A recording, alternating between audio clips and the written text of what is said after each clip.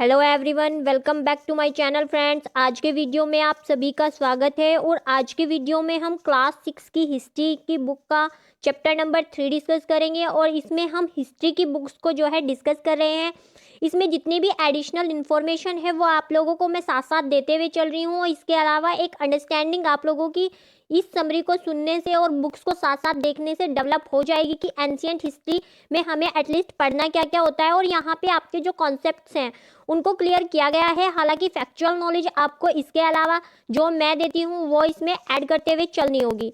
तो देख लेते हैं आज का हमारा चैप्टर नंबर 3 आरंभिक नगर। इससे पहले हम 2 चैप्टर्स को देख चुके हैं, जिसमें कि एक में हिस्ट्री का आपको इंट्रोडक्शन दिया हुआ है और सेकेंड में जो ह्यूमन का डेवलपमेंट है वो आखेटक और संग्राहक, जो खाद्य संग्रह करने वाला ह्यूमन था, उससे लेके और स्थायी जीवन की ओर वो कैसे डेवलप हुआ था वो हम डिस्कस कर चुके हैं। तो चलिए देखते हैं। इसमें चैप्टर का जो स्टार्टिंग है वो 2 बच्चों के डिस्कशन से होती है कि इसमें 2 बच्चे जो है जसपाल और हरप्रीत, ये कहाँ हैं, ये अपने घर के आसपास ही क्रिकेट खेल रहे थे और वहां पे देखा कि कुछ लोग एक खंडर की तारीफ कर रहे हैं, यानी कि वो बहुत पहले बना हुआ कोई मकान रहा होगा और इसी से उनके मन में आया कि क्या हिस्ट्री के जो इस तरह के पुराने जो मकान हैं उनको जो है ऐसे संरक्षित किया जाना चाहिए, क्योंकि वहाँ पे लोग इनको जो है सिक्योर करने की बात कर रहे थे कि सरकार से हम इसका पत्र लिखकर कहेंगे कि इसको सिक्योर किया जाए। तो इस तरह से उनके मन में क्वेश्चन आया और यहीं से आपके चैप्टर की ओपनिंग होती है। चैप्टर का नाम आपको पता चल ही गया है, आरंभिक नगर। और आरंभिक नगर मैचिंग में आप पहले ही देख चुके हैं कि आरंभिक नगर कहाँ थे। तो ये सिंधु और उसके आसपास के क्षेत्र में जो है आरंभिक नगरों का विकास हुआ था, ये हम पहले ही देख चुके हैं लगभग 4700 वर्ष पूर्व। तो इस टाइम पीरियड को जब ये आरंभिक नगर डेवलप हुए थे, इनको कहा जाता है हड़प्पा। और हड़प्पा की कहानी जो है, हड़प्पा सभ्यता इसका नाम क्यों है, क्योंकि इसका सबसे पहला जो खोजा गया स्थल था वो हड़प्पा ही था। इसके बाद बहुत सारे स्थल यहाँ पे खोजे गए और फिर खुदाई के बाद ये देखा गया कि जितने भी स्थल जो पाए गए हैं वो सारे सिंधु नदी के किनारे हैं। तो इन सभी को ये समझा गया कि ये सभी जो सिंधु नदी के आसपास के क्षेत्र में प्राप्त हुए हैं, ये सभी कुल मिलाकर एक सिविलाइजेशन बनाते हैं, जिसको कि सिंधु घाटी सभ्यता का नाम दिया गया। तो चलिए अपने चैप्टर पे आते हैं। तो यहाँ पे क्या हुआ कि 150 साल पहले मैंने आपको लास्ट वीडियो में बताया था कि हमारे देश में पहली जो ट्रेन है वो 1853 में चली थी। और इससे पहले जब खुदाई की जा रही थी ट्रेन बनाने के लिए, जो ट्रेन की पटरियां हैं बनाने के लिए, तो उस समय जो है ईंटों की जो जरूरत पड़ी। तो वहाँ पे इंजीनियरों को अचानक एक हड़प्पा पुरास्थल मिला जो कि आधुनिक पाकिस्तान में है। और इन्होंने सोचा कि ये कोई पुराना खंडर पड़ा हुआ मकान है और इसकी ईंटें अच्छी हैं तो निकाल के लगा लेते हैं। और इन्होंने क्या किया कि इन्होंने हड़प्पा के खंडरों की हजारों ईंटें उठा ली और उनको जो है रेलवे लाइन में लगा लिया। इससे क्या हुआ, इससे जो पुरानी इमारतें थी हड़प्पा सभ्यता की वो नष्ट हो गई। इसके बारे में किसी ने ध्यान भी नहीं दिया कि यहाँ पे कोई पुरानी सिविलाइजेशन है या फिर ये ईंटें 2 से 4000 साल पुरानी हो सकती हैं, ऐसा कुछ इन लोगों ने नहीं सोचा। इसके बाद फिर लगभग कुछ 80 साल के बाद, यानी कि लगभग आज से 70 से 80 साल पहले, लगभग 1920 की बात है कि पुरातत्वविदों ने इस स्थल को खोजा और यहाँ पे पता चला कि ये जो ईंटें हैं ये कोई 60-70 या फिर कुछ पुरानी इमारतें नहीं, बल्कि ये कई हजार साल पुरानी इमारतें हैं। और इसी में जो है इस नगर की खोज सबसे पहले हुई। तो मैंने अभी आपको बताया कि हड़प्पा नगर की खोज सबसे पहले की गई थी, इसीलिए इस स्थान से जितनी भी इमारतें, जितनी भी चीज़ें मिले हैं उन सभी को हड़प्पा सभ्यता की इमारतें कहा गया। और इन शहरों का निर्माण लगभग 4700 साल पहले हुआ था बीसी। और जो एडी है ये मैंने आपको देखना सिखाया था। तो अगर हम इसको बीसी में देखें तो आज से लगभग 2700 साल पहले। तो हड़प्पा सभ्यता का जो एक टाइम पीरियड है, एग्जैक्ट टाइम पीरियड की मैं बात करूं तो इसको 2500 बीसी से लगभग 1750 बीसी तक माना गया है, जो कि आपके एनसीईआरटी के अकॉर्डिंग है। वैसे तो अलग अलग विद्वानों ने इसका टाइम पीरियड अलग अलग माना है। तो यहाँ पे जो नगर मिले थे, इन सभी नगरों की क्या विशेषता है, आपने देख लिया कि इसका हड़प्पा नाम क्यों पड़ा और इसकी खोज कैसे हुई कि रेलवे लाइन बनाई जा रही थी तो वहाँ पे ईंटों की ज़रूरत पड़ी। और इसी में जो इंजीनियर्स थे उनको जो है ईंटें मिल गई पुरानी इमारतों की। उन लोगों को लगा कि पुरानी ईंटें लगा लेते हैं, लेकिन उनको ये नहीं पता था कि ये कई हजार साल पुरानी है। फिर कुछ टाइम के बाद पुरातत्वविदों ने इसकी खोज की और फिर पता चला कि ये कई हजार साल पुरानी एक सिविलाइजेशन है, एक बड़े बड़े शहर है जो कि यहाँ पे बसे हुए थे, क्योंकि चीज़ों को आपस में जोड़ा गया और उससे पता चला। तो क्या था इन नगरों में, हम ये देख लेते हैं इन नगरों की विशेषता क्या थी। तो जो हड़प्पा सभ्यता के ज़्यादातर नगर मिले हैं वो दो भागों में बटे होते थे, ऐसे एक छोटा भाग और एक बड़ा भाग। तो जो छोटा भाग होता था इसको कहा जाता था नगर दुर्ग, और नगर दुर्ग जो है ये वहाँ के संपन्न जो लोग थे, या फिर ये ऐसा कह सकते हैं कि वहाँ पे जो बड़े बड़े लोग थे, अमीर धनी वर्ग था, उनका क्षेत्र था, और जो निचला क्षेत्र था ये अपेक्षाकृत बड़ा था। नगर दुर्ग छोटा स्थान था और ये ऊंचाई यानी एक टीले पर स्थित था। जबकि हम बात करें निचले नगर की, जो कि बड़ा क्षेत्र था, ये क्या था, ये एक साधारण सा क्षेत्र था जिसकी चार दीवारी हुई हुई थी, चार दीवारी इसकी भी हुई हुई थी, लेकिन ये निचाई पर स्थित था और यहाँ पर जो है आम लोग रहते होंगे, ऐसा कुछ एज्यूम किया गया है। यहाँ पे आप देख सकते हैं कि चूंकि यह निचले इलाके में था और पूर्वी हिस्सा, तो आपसे पूछा जा सकता है कि जो नगर दुर्ग था उसकी क्या क्या विशेषताएं थी। तो ये ऊपरी हिस्से पे टीले पे स्थित होता था, इसकी चार दीवारी हुई हुई थी, चार दीवारी दोनों क्षेत्रों की हुई हुई थी, और ये क्या था, यहाँ पे साधन संपन्न लोग रहते थे, जो कि नगर के अच्छे लोग थे, अमीर वर्ग था वो रहता था। और यहाँ पे क्या था कि यहाँ पे जो है ये पश्चिमी भाग था। इसके अलावा जो पूर्वी भाग था इसको निचला नगर कहा जाता है, और ये बड़ा क्षेत्र था जहाँ पे वहाँ की आम जनता रहती होगी, ऐसा एज्यूम किया गया है। अब यहाँ पे देख सकते हैं कि जो सिंधु घाटी की जो नगर हैं वो आधुनिक पाकिस्तान के पंजाब, सिंध प्रांत, भारत के गुजरात, राजस्थान, हरियाणा और पंजाब प्रांतों में मिले हैं। और इन सभी जो क्षेत्र हैं इनकी खोज अलग अलग टाइम पीरियड पर की गई है। अगर मैं सबसे पहली खोज की बात करूं तो ये हुई थी 1921 में। और कौन सा नगर हुआ था, ये अभी मैंने आपको बताया, हड़प्पा नगर। और ये रावी नदी के किनारे है, और इसकी खोज जो की थी ये की थी दयाराम साहनी ने। तो आपको ये याद रखना है, पहला नगर जो खोजा गया था वो हड़प्पा था, और दूसरा मोहनजोदड़ो, जिसको कि 1922 में खोजा गया, और वो खोजा था हमारा राखलदास बनर्जी ने। तो ये चीज़ें आपको याद रखनी है। इसके अलावा इन स्थलों से मिला क्या क्या है, यहाँ से मिट्टी के लाल बर्तन मिले हैं जिन्हें आप लाल काले मृदभांड कहते हैं, पत्थर के बांट मिले हैं, मोहरे मिली हैं, मनके मिले हैं, और तांबे के उपकरण मिले हैं।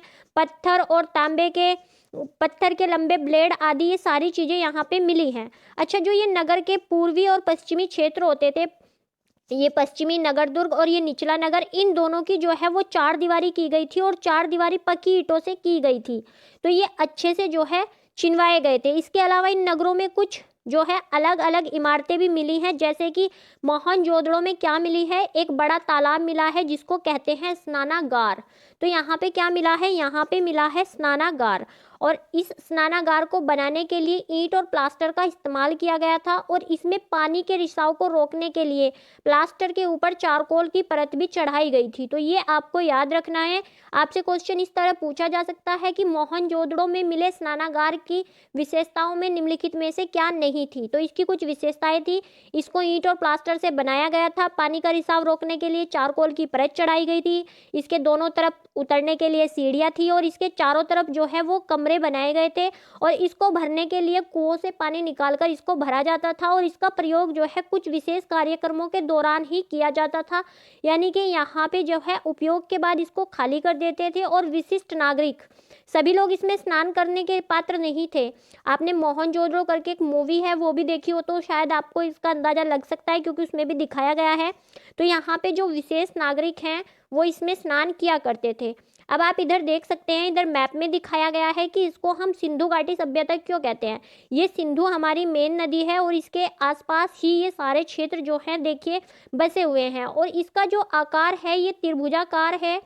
इसके अलावा इसके हम कुछ जो है इसका आकार त्रिभुजाकार है, और देख लेते हैं कि इसके पूर्वी पश्चिमी जो नगर हैं वो कौन कौन से हैं। इसका विस्तार कश्मीर तक था, और इधर दक्षिण में गोदावरी नदी तक था। तो यहाँ पे इसका जो सबसे पूर्वी क्षेत्र है इसको कहते हैं हम मांडा, और ये चिनाब नदी के किनारे है। इसके अलावा इसका जो पश्चिमी क्षेत्र है ये सुतका गेडोर है, और ये जो है ये दास्क नदी के किनारे है।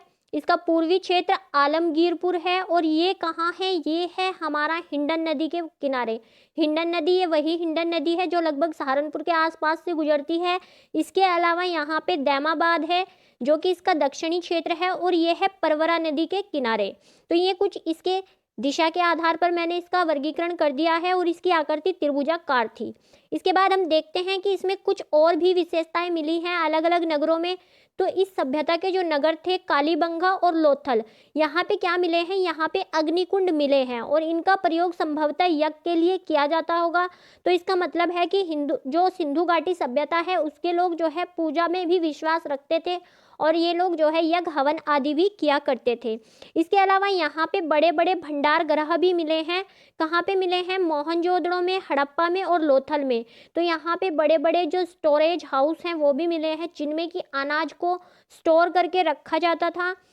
तो ये आपने देख लिया है। इसके अलावा अगर मैं हड़प्पा से बात करूं कि हड़प्पा से और क्या क्या मिला है एडिशनल फैक्ट के तौर पे, तो यहाँ पे मिला है एक जो है अन्नागार भंडार गृह जिसको आप कहते हैं, जिसमें कि 12 कक्ष थे और यहाँ पे जौ और गेहूं के साग से मिले हैं। यानी कि जो आपके भंडार गृह थे हड़प्पा नगर के, उनमें क्या रखा जाता था, उनमें जौ तथा गेहूं रखा जाता था।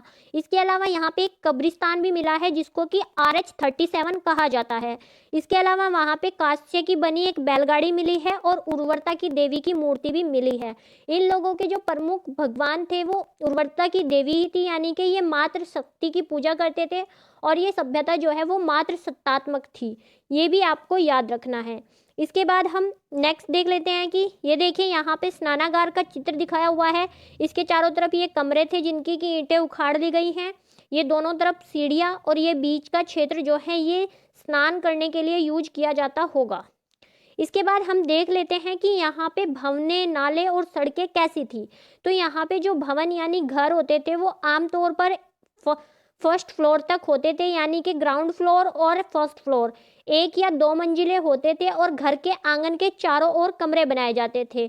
अधिकांश घरों में एक अलग स्नानागार होता था और कुछ घरों में कुएं भी होते थे। तो यहाँ पे घरों में कुएं होते थे और इस तरह बीच में एक आंगन और इसके चारों तरफ ऐसे कमरे बने होते थे। तो इस तरह का कुछ जो है मकान बना होता था। इसके अलावा यहाँ पे जो नाले हैं वो बड़े अच्छे ढंग से बनाए गए थे और इनको सीधी लाइन में बनाया गया था और इनमें हल्की ढलान थी। जैसे आज का हमारा सीवेज सिस्टम होता है, यहाँ पे वेल प्लान्ड और डेवलप सीवेज सिस्टम था ताकि पानी आसानी से बह सके।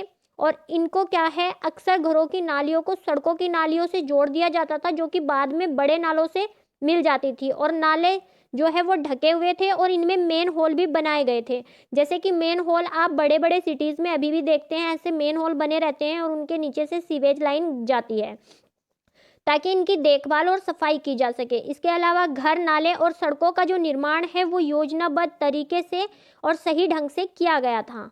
तो यहाँ पे आपने देख लिया। इसके बाद हम देखेंगे नगरीय जीवन, यानी कि ये जो शहर हमें मिले हैं हड़प्पा, मोहनजोदड़ो, कालीबंगा, सुतकांगड़ो, चंदहूदड़ो, ये इस तरह के शहर जो हमें मिले हैं, इन सभी शहरों में जो नगरीय जीवन है वो कैसा था। तो यहाँ पे हड़प्पा सभ्यता के नगरों में बड़ी हलचल रहा करती होगी। ऐसा हम क्यों कहते हैं, क्योंकि यहाँ पे हमें कुछ आधि निर्माण की हुई इमारतें मिली है, बहुत सारे बहुमूल्य पत्थर मिले हैं, बहुत सारी धातु की चीज़ें मिली हैं, खूबसूरत मन के सोना चांदी के आभूषण मिले हैं।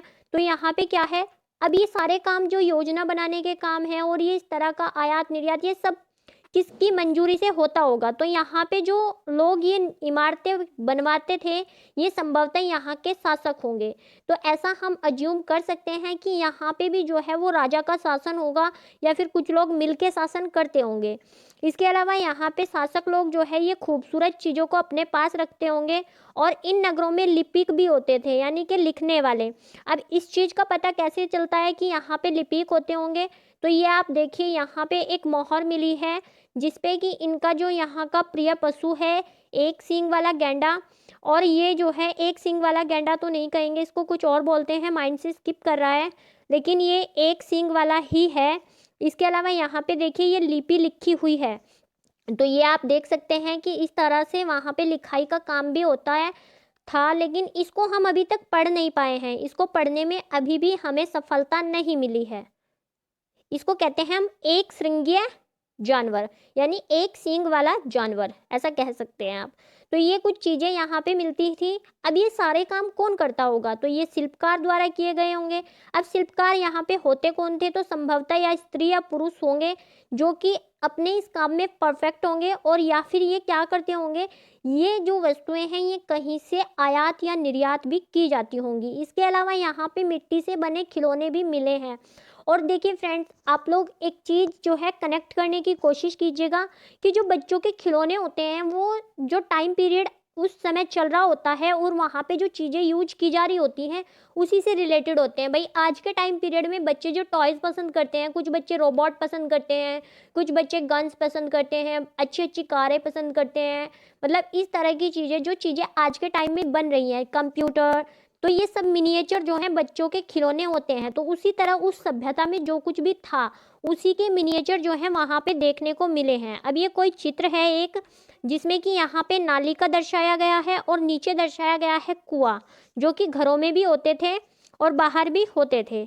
इसके बाद यहाँ पे मुहर दर्शाई गई है, जिसमें कि एक श्रृंगीय जानवर, एक सींग वाला गैंडा इसमें दिखाया गया है, और ये वहाँ की लिपि है जिसको कि हमें पढ़ने में सफलता अभी तक नहीं मिली है। इसके अलावा ये कुछ टॉयज़ हैं जो कि टेराकोटा यानी पक्की मिट्टी के बने हुए हैं। इसके बाद हम देख लेते हैं कि इन नगरों में कुछ नए शिल्प भी थे। हमने अभी बात की थी बाँट की, तो यहाँ पे जो हड़प्पा सभ्यता में बाँट थे ये 16 के जो है मल्टीपल में होते थे, यानी 16 किलो, 32 किलो, 64 किलो, इस तरह से ये 16 के मल्टीपल में होते थे। और यहाँ पे आप देखिए पत्थर के बाँट कितने अच्छे ढंग से, क्यूब देखिए कितने अच्छे ढंग से ये बनी हुई हैं। इन बाँटों को बनाया गया था और ये जो बाँट थे ये चट पत्थर के बनाए गए थे। तो ये फैक्चुअल क्वेश्चन हो जाता है कि हड़प्पा सभ्यता में जो बाँट थे वो किस चीज़ के बने थे और इन्हें क्यों बनाया गया था। बहुमूल्य पत्थर और धातुओं को तोलने के लिए बनाया होगा। इसके बाद मध्य में आप ये मनके देख सकते हैं, इन मनकों को बनाया जाता है। अब कोई ये जो मनके हैं ये जहाँ पे बनाए जाते थे वो भी जगह होगी, इसका जिक्र भी इसी चैप्टर में आगे किया गया है। तो ये जो मनके हैं ये किससे बनते थे, ये कार्निलियन पत्थरों से बनाए गए थे कुछ मनके इनमें से। और कैसे, पत्थरों को काट कर तराश कर बनाया गया था और फिर इनके बीच में छेद करके धागा डाला गया जिससे कि माला वगैरह बनाई गई।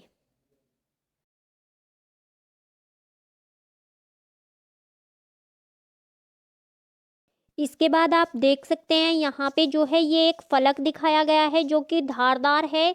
इसका यूज कुछ काटने के लिए किया जाता होगा। तो यहाँ पे जो कुछ आकर्षक वस्तुएं मिली हैं उनमें मनके, बाँट और फलक हैं, जो कि मैंने आपको दिखा दिया। ये बाँट, ये कुछ मनके और ये फलक। इसके बाद यहाँ पे कुछ मोहरों के बारे में बताया गया है। तो जो ये मोहरें थी सिंधु सभ्यता की, ये ज़्यादातर आयताकार थी और इन पर क्या जानवरों के चित्र मिलते हैं। हड़प्पा सभ्यता में लोग काले रंग से डिजाइन कर खूबसूरत लाल मिट्टी के बर्तन भी बनाते थे और ये हमने देख लिया था फर्स्ट चैप्टर में। इसके बाद यहाँ पर आप एक मूर्ति देख सकते हैं जिसको कि बहुत सुंदर से कढ़ाईदार वस्त्र पहनाए गए हैं। ये कहाँ से मिली थी, ये मिली थी हमारी मोहनजोदड़ो से। ये एक महत्वपूर्ण व्यक्ति की पत्थर से बनी मूर्ति है जो कि मोहनजोदड़ो से मिली है, जिसे कढ़ाईदार वस्त्र पहनाए गए हैं। यानी कि उस टाइम पीरियड में यहाँ पे एम्ब्रॉयडरी भी होती थी। संभवतः 7000 साल पहले मेहरगढ़ में कपास की खेती होती थी और मोहनजोदड़ो से कपड़ों के टुकड़ों के अवशेष, चांदी के एक फूलदान के ढक्कन और अन्य तांबे की वस्तुओं से चिपके हुए मिले हैं। तो आप ये देख सकते हैं यहाँ पे जो है इस टाइम तक ब्रॉन्ज भी बनाया जा चुका था। ब्रॉन्ज कैसे बनाया इन लोगों ने, तो इन्होंने जो है कॉपर और टिन को मिक्स करके ब्रॉन्ज बना लिया था। कॉपर जो है इनके पास अवेलेबल था और जबकि इन्होंने टिन जो है वो अफगानिस्तान से मंगवाया था। तो यहाँ पे आप देख सकते हैं। इसके अलावा जो है मोहनजोदड़ो से क्या मिला है, चांदी का एक फूलदान मिला है और तांबे की कुछ वस्तुएं भी। देखिए कितने अच्छे ढंग से इस व्यक्ति की जो है ये सेविंग वगैरह भी दिखाई गई है, तो आप ये देख सकते हैं। इसके अलावा यहाँ पे पक्की मिट्टी यानी फेयंस से बनी जो है वो तकलियाँ भी मिली हैं। तकलियाँ क्या होती हैं, तकलियाँ जो है सूत कताई के यूज में की जाती हैं, जिनके यहाँ पे चरखे से कताई होती होगी पहले के टाइम में। मेरे घर पे भी मेरी दादी कभी करती होगी तो वो रखी हुई हैं ऐसे ही तकलियाँ। तो ये सब आप अपने बड़े लोगों से पूछ सकते हैं या कुछ लोगों ने आप में से ये देखी भी होगी। फेयंस क्या होते हैं, फेयंस हम देखेंगे इसी चैप्टर में। तो ये जो वस्तुएं हैं इनका निर्माण करता कौन था, तो इनका निर्माण जो है ऐसा तो है नहीं कि कोई भी कर लेगा।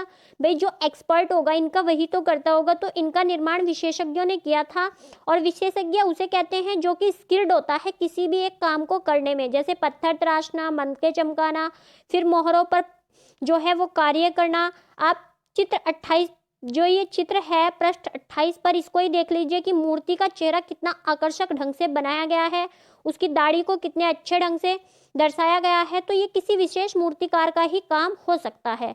अब ये मूर्तिकार मेल होते थे कि फीमेल होते थे, तो ये हम नहीं कह सकते, शायद दोनों ही लोग इस काम में जो है स्किल्ड होते होंगे। इसके बाद हम देखते हैं फेयंस क्या होता है। तो फेयंस कुछ इस तरह का होता है, जिस तरह से हम सैरमिक पाउडर में जो है वो फेविकॉल मिला के क्ले बनाते हैं, कुछ उसी तरह से जो फेयंस है वो बनता था। तो फेयंस पत्थर और जो शंख है उनको कृत्रिम रूप से तैयार किया जाता था। क्या था? बालू या स्फटिक पत्थरों के चूर्ण में गोंद मिलाकर, जैसे कि हम सैरमिक में आज फेविकॉल मिलाते हैं, ठीक वैसे ही। इसके बाद क्या करता था, इसकी वस्तुएं बनाई जाती थी और उस पर चिकनी परत चढ़ाई जाती थी, और इसी चिकनी परत के रंग जो है नीले और हल्के समुद्री होते थे। और इसी फेयंस से जो है मनके, चूड़ियाँ, कानों की बालियाँ और छोटे बर्तन बनाए जाते थे। तो ये इतनी सारी चीज़ें हमने हड़प्पा सभ्यता में देखी। तो इन सब चीज़ों को बनाने के लिए रॉ मटेरियल भी तो चाहिए होता होगा। तो अब हम देखेंगे कि हड़प्पा सभ्यता में जो रॉ मटेरियल है वो कहाँ से आता है। आप लोग देखते हैं आज भी अपने यहाँ पे कि ब्रेड प्रोसेस होके आया है, लेकिन ब्रेड जो आया है वो तभी प्रोसेस हो पाया है जब उसके लिए रॉ मटेरियल मिला है, यानी गेहूँ मिला है। और गेहूँ क्या हुआ है? गेहूँ किसान ने उपजाया है। इसके अलावा कुछ चीज़ें प्राकृतिक रूप से भी हमें मिल जाती हैं, तो कुछ उसी तरह की वस्तुएं जो हैं आपकी कच्चा माल कहलाती हैं। तो कच्चा माल उन पदार्थों को कहते हैं जो प्राकृतिक रूप से मिलते हैं या फिर जिनका उत्पादन किसान या पशुपालक करते हैं, जैसे लकड़ी या धातु। अयस्क जो है हमें प्राकृतिक रूप से उपलब्ध कच्चे माल हैं, और इनसे तरह तरह की चीज़ें बनाई जाती हैं। अगर हम उदाहरण दें तो हम कपास का उदाहरण दे सकते हैं, जैसे कि कॉटन को किसान उगाता है, फिर उससे कताई करके कपड़ा तैयार किया जाता है। इसी तरह हड़प्पा सभ्यता में जो है वो नई नई चीज़ें बनाई जाती थी, और जो चीज़ें वहाँ मिलती थी लेकिन उनका जो कच्चा माल था, जैसे तांबा, लोहा, सोना, चांदी, बहुमूल्य पत्थर, ये क्या है? ये इंपोर्ट किए जाते थे वहाँ पे। अब ये इंपोर्ट कहाँ कहाँ से होते थे ये देख लेते हैं। तो हड़प्पा सभ्यता में जो है वो तांबे का आयात आज के राजस्थान या फिर पश्चिमी एशियाई देश ओमान से किया जाता था। कांसा बनाने के लिए तांबे के साथ मिलाई जाने वाली जो टिन धातु है ये आधुनिक ईरान या अफगानिस्तान से मंगवाई जाती थी। सोने का आयात कर्नाटक से, कर्नाटक में जो कोलार की खानें हैं शायद वहाँ से। KGF सभी ने मूवी देखी होगी, कोलार गोल्ड फील्ड, तो ये वही है कर्नाटक में। और बहुमूल्य पत्थर जो है ये गुजरात से, ईरान से या अफगानिस्तान से मंगवाया जाता होगा। अब ये सारी चीज़ें मंगवाई कैसे जाती होंगी? चैप्टर 2 में आपने देखा कि जो सामान है एक स्थान से दूसरे स्थान पर, तब तक पहिए का आविष्कार नहीं हुआ था, और वहाँ पे लोग अपनी पीठ पे रख के या जानवरों की पीठ पे रख के इस सामान को एक स्थान से दूसरे स्थान पे ले जाते थे। लेकिन अगर आप इस चैप्टर में देखें तो यहाँ पे जो है वो पहिए का आविष्कार हो गया था, और एक स्थान से दूसरे स्थान तक चीज़ों को ले जाने के लिए गाड़ी का यूज किया जाता था। और मोहनजोदड़ो से एक कांसे की बैलगाड़ी भी मिली है। इसी तरह से मोहर पे आप देख सकते हैं नाव का चित्र, तो इसका मतलब वहाँ पे जो है वो जल यात्रा भी की जाती थी और नाव वगैरह भी वहाँ पे बन चुकी थी।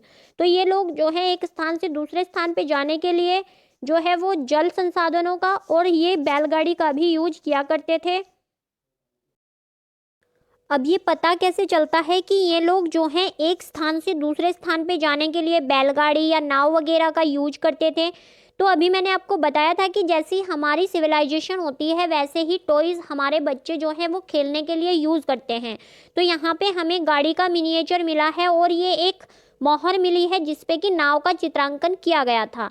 इसके अलावा एक हल भी मिला है। देखिए यहाँ पे मिनिएचर दिया हुआ है कि बच्चों का खिलौना हल।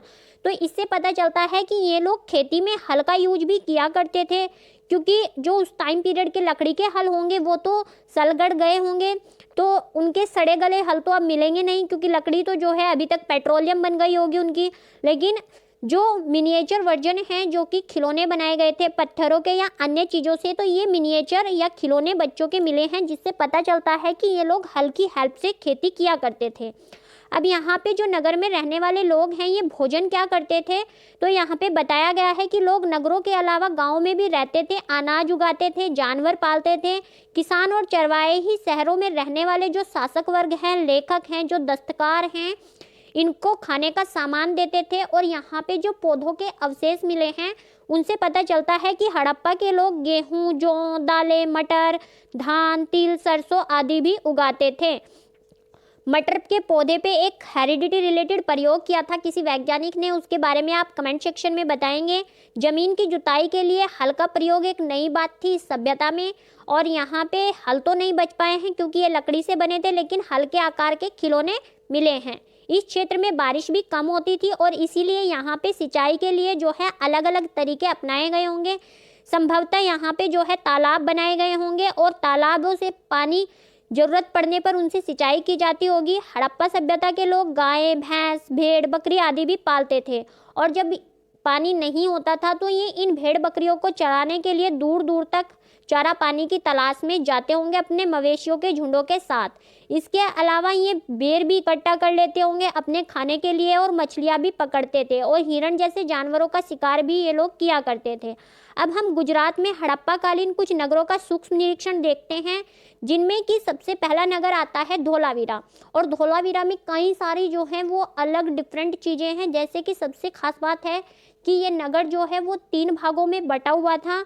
और ये कहाँ था? ये कच्छ के इलाके में खादिर बेत के किनारे नगर बसा हुआ था धोलावीरा।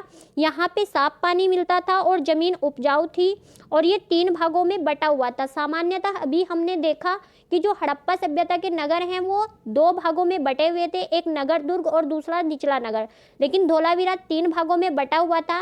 तो इस तरह से क्या कोई ऐसा नगर भी था जिसमें कि कोई विभाजन नहीं था? तो बिल्कुल था। लोथल ऐसा नगर था जहाँ पे कोई विभाजन नहीं था, ये हम आगे पढ़ेंगे। इसके अलावा चनहुदड़ो एक ऐसा नगर था जहाँ पे 4 दीवारी नहीं की गई थी। तो चलिए हम अपने टॉपिक पे आते हैं। तो धोलावीरा नगर को 3 भागों में बांटा गया था। एक हिस्से में चारों ओर पत्थर की ऊंची ऊंची दीवार बनाई गई थी और इसमें अंदर जाने के लिए बड़े बड़े प्रवेश द्वार थे। इस नगर में एक खुला मैदान भी था जहां पे सार्वजनिक कार्यक्रम आयोजित किए जाते थे। तो आपसे पूछा जा सकता है कि निम्नलिखित में से कौन कौन सी विशेषताएं धोलावीरा की हैं? तो ये सबसे इम्पोर्टेंट हो जाता है कि जो यहाँ के नगर थे वो जो है 2 भागों में बटे हुए थे, लेकिन धोलावीरा 3 भागों में बटा हुआ था, और यहाँ पे साफ पानी मिलता था, जमीन उपजाऊ थी। यहाँ पे एक बड़ा मैदान भी था जहाँ पे सार्वजनिक कार्यक्रम जो है आयोजित किए जाते थे, और ये प्रीवियस ईयर में पूछा जा चुका है। इसके अलावा यहाँ पे जो है पत्थरों पे कुछ खुदवाया गया था, जो कि वहाँ की लिपि में खुदवाया गया था, जबकि आपने देखा कि यहाँ की जो लिपि है, लेखन कला है, वो अभी तक जो है केवल मोहरों पे मिली है, लेकिन धोलावीरा में एक बड़े पत्थर पर भी मिली थी और इसको संभवतः लकड़ी में जड़वाया गया था। तो ये एक अनोखा विशेष है, जबकि आमतौर पर यहाँ पे जो लेख हैं वो मोहरों पर मिले हैं। इसके अलावा दूसरा यहाँ जो गुजरात में इम्पोर्टेंट जो स्थल मिला है वो है लोथल। और लोथल क्या था? एक गोदीवाड़ा था, एक बंदरगाह था जहाँ से जो है विदेशों में व्यापार किया जाता होगा। इसके अलावा लोथल में एक खास बात और देखने को मिली है कि यहाँ पे कोई विभाजन नहीं था, और लोथल जो है ये साबरमती की एक उपनदी, यानी कि साबर नदी की एक ट्रिब्यूटरी नदी है जिसको कि आप कहते हैं भोगवा नदी, उसके किनारे पर मिला है। और यहाँ पे जो है कीमती पत्थरों का माल जो है आसानी से मिल जाता है। यहाँ पे एक इमारत भी मिली है जहाँ पे जो है क्या किया जाता था, जहाँ पे मनके बनाए जाते थे। तो संभवतः ये कह सकते हैं कि लोथल में मनके बनाने का कारखाना मिला है, और इसको जो है हड़प्पा सभ्यता की वाणिज्यिक राजधानी भी कहा जाता है। इसके अलावा यहाँ पे फारस की मुद्रा मिली है, और यहाँ पे चावल के दानों के साक्ष्य मिले हैं, यहाँ पे घोड़ों के साक्ष्य भी मिले हैं। इसके अलावा यहाँ पे जो है वो 3 युगल समाधान, ये सभी एडिशनल फैक्ट्स हैं, आप चाहे तो इनको लिख सकते हैं। तो यहाँ पे जो है 3 युगल समाधान भी मिले हैं, जो कि मे भी यहाँ पे सती प्रथा को दर्शाते हैं। हालांकि ये फिक्स नहीं है कि यहाँ पे ऐसा कुछ था, लेकिन फिर भी ये कुछ इंपॉर्टेंट फैक्ट्स हैं लोथल से रिलेटेड। इसके अलावा यहाँ पे एक भंडारगरा भी मिला है जहाँ पे मुहरे, मुद्रांकन और मुहरबंदी, ये तीनों क्या हैं ये हम आगे अभी एक टॉपिक में पढ़ेंगे। तो यहाँ पे लोथल क्या है? लोथल एक बंदरगाह रहा होगा जहाँ पे माल चढ़ाया और उतारा जाता होगा। ये आप देख सकते हैं लोथल का चित्र। इसके बाद हम देखते हैं यहाँ पे एक इमारत भी मिली है, मैंने बता दिया ये क्या है, ये मनके बनाने का कारखाना आप कह सकते हैं। अब हम देखेंगे मुद्रा, मोहर, मुद्रांकन और मोहरबंदी। तो मोहरों का प्रयोग जो है वो क्या किया जाता है जब हम किसी सामान को पैक करते हैं। मतलब यहाँ पे क्या होता था, मैंने आपको बताया कि ये व्यापारिक नगर था जहाँ से व्यापार करते थे। अब आप किसी चीज़ को पैक करके भेज रहे हैं तो बीच में ये किसी ने खोली नहीं है, इस बात का प्रूफ भी तो होना चाहिए। आप अभी भी सीलबंद सामान खरीदते हैं तो यहाँ पे क्या होता था कि जो सामान है उसको डब्बों या थैलों में भरने के बाद उसको एक जगह से दूसरे स्थान पे भेजा जाता था और थैलों को बंद करने के बाद उस पे क्या होता था, गीली मिट्टी पोत कर उस पर मोहर लगाई जाती थी और मोहर की इस छाप को ही मोहरबंदी कहते हैं। अगर यह चाप छूटी हुई नहीं होती थी, कोई टूटी हुई नहीं होती थी, तो इससे यह साबित हो जाता था कि सामान के साथ कोई छेड़छाड़ नहीं हुई है। अभी भी आप जाते हैं मार्केट में सामान खरीदने, तो आप ये देखते हैं कि सामान की सील तो नहीं टूटी हुई है। इसी तरह का कुछ सिस्टम यहाँ पर भी था और मोहर जो है वो सामान्य बनवाई जाती थी आयताकार। तो ये तीनों चीज़ें समझ आ गई होंगी, आई होप। इसके बाद हम कुछ और भी देख लेते हैं, जैसे कि चनहूदड़ो। तो चनहूदड़ो क्या है, ये हड़प्पा सभ्यता का एकमात्र ग्रामीण स्थल था जहाँ पे एक भी किला नहीं मिला है और यहाँ पे कोई भी जो क्षेत्र है वो दुर्गीकृत नहीं था। यहाँ पे वक्राकार ईंटों के साक्ष्य मिले हैं और यहाँ की जो ईंटें हैं वो कच्ची मिली हैं। इसके अलावा चनहूदड़ों में जो है वो सौंदर्य प्रसंसाधन मिले हैं, यानी कि जो ब्यूटी के लिए यूज किए जाते हैं वो मिले हैं, जैसे लिपस्टिक, चूड़ी, इस तरह। इसके अलावा यहाँ पे जो मोहरें मिली हैं वो बेलनाकार थी। फ्रेंड्स, अगर आप हड़प्पा सभ्यता पढ़ना चाहें तो ये बहुत सारी चीज़ें, बहुत सारे फैक्ट हैं इसमें जो कि आपको सुनने को मिलेंगे, जो मैं आप लोगों को बता सकती हूँ, लेकिन हमें पढ़ना है एनसीईआरटी के अकॉर्डिंग, क्योंकि सीटेट में सिर्फ एनसीईआरटी और इससे रिलेटेड चीज़ें ही पूछी जाती हैं। अब हम देख लेते हैं कि इस सभ्यता का अंत कैसे हुआ। तो यहाँ पे कुछ लोगों का कहना है कि लगभग 3900 साल पहले, लगभग 1750 के लगभग, यहाँ पे क्या हुआ कि अचानक इन लोगों ने नगरों को छोड़ दिया। यहाँ पे लेखन, मोहर और बाटों का प्रयोग जो है वो बंद हो गया। ऐसा किससे पता चला है? ऐसा पता चला है हमें अपने पुरातत्व में मिले सामानों से। तो ये सब क्यों हुआ वहाँ पे? तो कुछ लोगों का कहना है कि वहाँ पे जो है सड़कों पर कचरे के ढेर देख के जब बाढ़ आती है तो अपने साथ कचरा लाती है। तो कुछ लोग कहते हैं कि यहाँ पे बाढ़ आई थी जिसके कारण जो है ये सब डिजास्टर हुआ और हड़प्पा सभ्यता का अंत हो गया। कुछ लोगों का कहना है कि यहाँ पे सूखा आया था, यानी कि नदियाँ जो है वो सूख गई थी, ड्रॉट हो गया था वहाँ पे सारी चीज़ें। कुछ लोगों का कहना है कि जंगलों का विनाश हो गया था। भाई, वो जो पशु पक्षी पाल रहे थे वो सब जंगलों पर आश्रित थे और जब पशुओं की संख्या ज़्यादा हो जाएगी तो फिर वो ज़्यादातर जो है घास ही खाएंगे। इससे क्या हुआ, इससे वहाँ की ग्रीनरी जो है वो ख़त्म हो गई। इसके अलावा कुछ लोगों का कहना है कि यहाँ पे कुछ बाढ़ आई होगी, लेकिन इन सभी कारणों से यह स्पष्ट नहीं होता कि इन सभी नगरों का अंत हो गया, क्योंकि बाढ़ या नदियों के सूखने का असर जो है कुछ इलाकों में ही हुआ होगा। इसके अलावा एक जो फैक्ट है जो कि एनसीईआरटी में नहीं गिवन है, ऐसा कहा जाता है कि इन लोगों पर जो है वो बाहरी शक्तियों ने आक्रमण किया था जिससे कि इन लोगों का अंत हो गया था। जैसे आप कह सकते हैं कि इन लोगों पर आर्यों ने आक्रमण किया था। तो ये भी एक पॉइंट है जो माना जाता है। इसके अलावा ऐसा लगता है कि यहाँ पे शासकों का नियंत्रण समाप्त हो गया, जो भी हुआ, बल्कि वहाँ पे चाहे जो भी हुआ हो उसका परिवर्तन बिल्कुल साफ दिखाई देता है कि ये जो सभ्यता है ये खत्म हो गई थी। आधुनिक पंजाब के सिंध, जो आधुनिक पाकिस्तान है, वहाँ के सिंध और पंजाब की बस्तियाँ उजड़ गई थी और यहाँ पे जो लोग भी बचे हुए थे वो आप देख सकते हैं। ये जो गंगा नदी के उत्तर का क्षेत्र है, अगर आप भारत का मैप देखें तो ये जो गंगा नदी के उत्तर का क्षेत्र है यहाँ पे आके बस गए थे। तो ये लोग यहाँ पे बसने लगे थे, कुछ यहाँ पे बसने लगे थे। तो इसके बाद इस तरह से हड़प्पा सभ्यता का अंत हो गया। तो ये भी क्वेश्चन प्रीवियस ईयर में पूछा जा चुका है कि हड़प्पा सभ्यता का अंत कैसे हुआ। तो आप बता सकते हैं कि सूखा आया था, बाढ़ आई थी, इसके अलावा वहाँ के जो शासक थे उनका नियंत्रण समाप्त हो गया था। फ्रेंड्स, सीटेट पेपर 2 में एनसीईआरटी से जो कि 2 क्वेश्चन आते हैं, तो आपको थोड़ा सा पेशेंस के साथ और थोड़ा सा ध्यान से इस समरी को सुनना और समझना है। इसके बाद लगभग 1400 साल बाद नए नगरों का विकास हुआ और इनके बारे में हम चैप्टर 5 और 8 में पढ़ेंगे, यानी कि लगभग 400 बीसी के आसपास फिर जो है नए जो नगर हैं वो बसे थे। इसके अलावा इसी टाइम पीरियड में अन्य जगहों पे क्या हुआ था, तो यहाँ पे जो जिक्र किया गया है वो किया गया है मिस्र की सभ्यता का, मिस्र का। तो इस टाइम पीरियड में मिस्र जो है वो अच्छा डेवलप था और मिस्र में जो है वो पिरामिड बनाए जाते थे। मिस्र में नील नदी के आसपास के क्षेत्र को छोड़कर अधिकांश भाग रेगिस्तान है और यहाँ पे 5000 साल पहले जो है राजाओं ने सोना, चांदी, हाथी दांत, लकड़ी और हीरे जवाहरात लाने के लिए अपनी सेनाएं दूर दूर तक भेजी थी। इन्होंने बड़े बड़े मकबरे बनवाए जिनको कि पिरामिड कहा जाता था और इन लोगों का जो केमिस्ट्री है, जो रसायन शास्त्र है, वो बहुत ज़्यादा डेवलप था और मिस्र की सभ्यता जो है इसीलिए इसको जो है रसायन विज्ञान की जनक भी कहा जाता है। और यहाँ पे जो है बहुत सारे पिरामिड बनवाए गए थे, जो कि गीजा शहर में सबसे जो है ज़्यादा पिरामिड हैं। इसके अलावा इन पिरामिडों में जो है वो डेड बॉडीज थी, उन पर कुछ रासायनिक लेप लगाकर रखा जाता था, जिनको कि मम्मी कहा जाता है।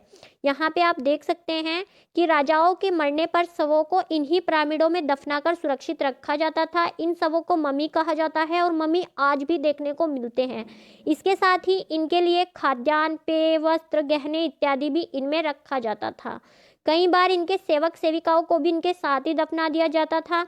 दुनिया के इतिहास में शवों को दफनाने की परंपरा को देखते हुए मिस्र में सबसे ज़्यादा धन दौलत जो है इस पर खर्च किया गया था, क्योंकि इन पर क्या किया गया था, इन पर रासायनिक लेप लगाया जाता था, जिससे कि ये जो शव है वो सड़े गले नहीं।